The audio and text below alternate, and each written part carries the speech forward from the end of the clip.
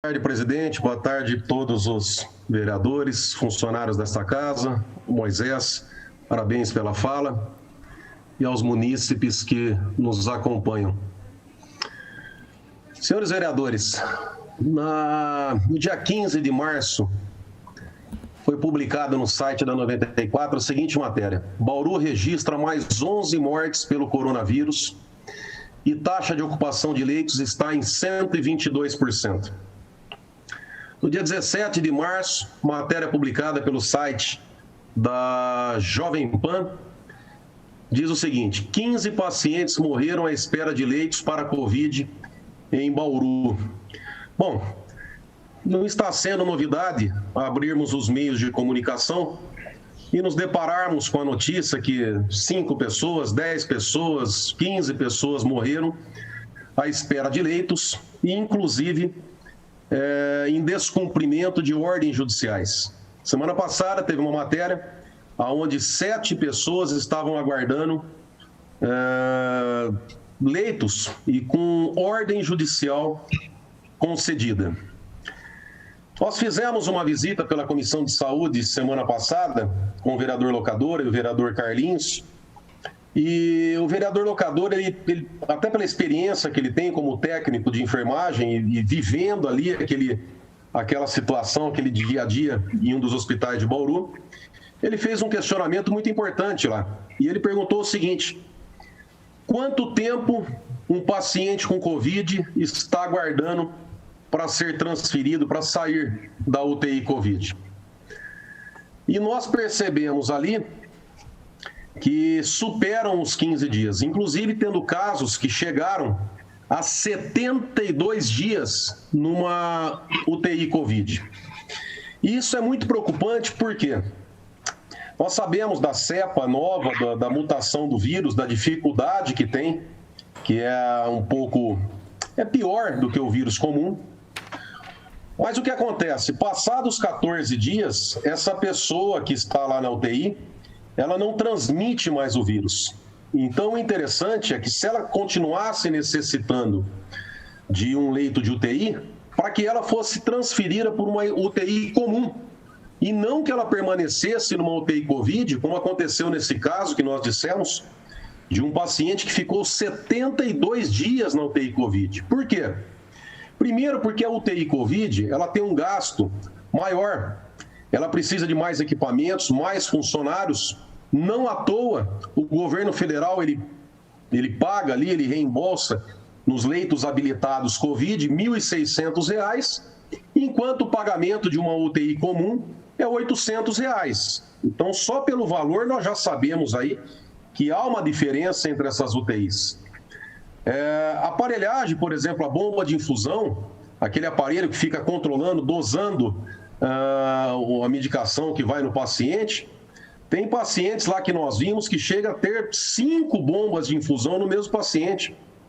O vereador Locadora, que pontuou também, quando vai pronar o paciente, ou seja, você vira ele de lado, durante o dia são várias vezes ali. Imagina um paciente com 150, 200 quilos, você precisa de vários funcionários para fazer isso. Então há sim uma diferença, e acho que fica claro pelo valor que é pago pelos leitos. Porém, como nós estamos perdendo leitos e não tem leitos de UTI comum, está muito abaixo do suficiente, esses pacientes acabam ficando lá, às vezes, por semanas, tá? E aonde há um dano para quem está precisando de um leito de UTI, Covid, e também um dano financeiro, porque com R$ 1.600 a diária daria para pagar ali 2 UTIs comum, tá? Então esse é o primeiro ponto que nós apontamos. O segundo ponto é que parece aí, pelo que nós vimos, o governo do estado virou as costas para Bauru, tá? Nós temos uma situação ímpar, aonde nós temos 17.700.000 reais bloqueados numa conta judiciária. Nós provavelmente vai vir aí um outro bloqueio judicial em mais 2 ou 3 semanas, que o Judiciário já sinalizou nesse sentido.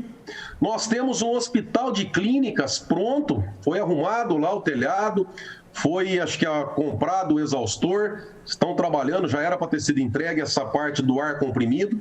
Então, nós temos dinheiro e nós temos um hospital e a população morrendo aí 5, 10, 15 pessoas por dia esperando um leito de UTI.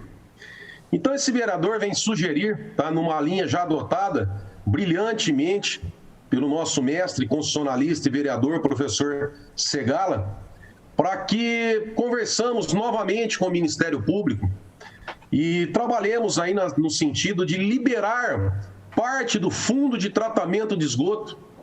Nós temos 170 milhões de reais parado numa conta, sendo que existe esse dinheiro para a construção do fundo do governo federal, e esse dinheiro está sendo usado. Porém, temos lá parado 170 milhões e a nossa população morrendo.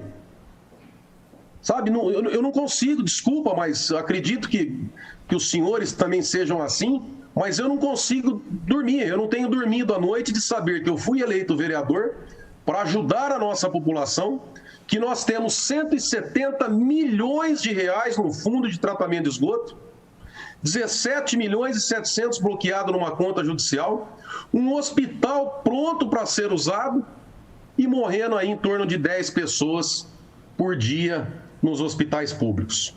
Engana-se quem acredita que porque tem convênio com a Unimed está garantido, porque daqui a pouco nem a Unimed vai ter mais leitos. A Beneficência já está tendo dificuldade com internação de pacientes, São Francisco também. O sistema público colapsou.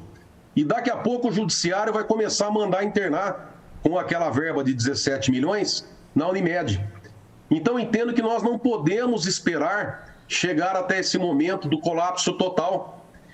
Eu faço analogia, o Dr. Segala fez lá no ano passado também, de um pai que guarda uma poupança ali para o filho estudar, pensando no futuro dele na escola, numa faculdade, e aí esse filho adoece e precisa ser internado para salvar a sua vida.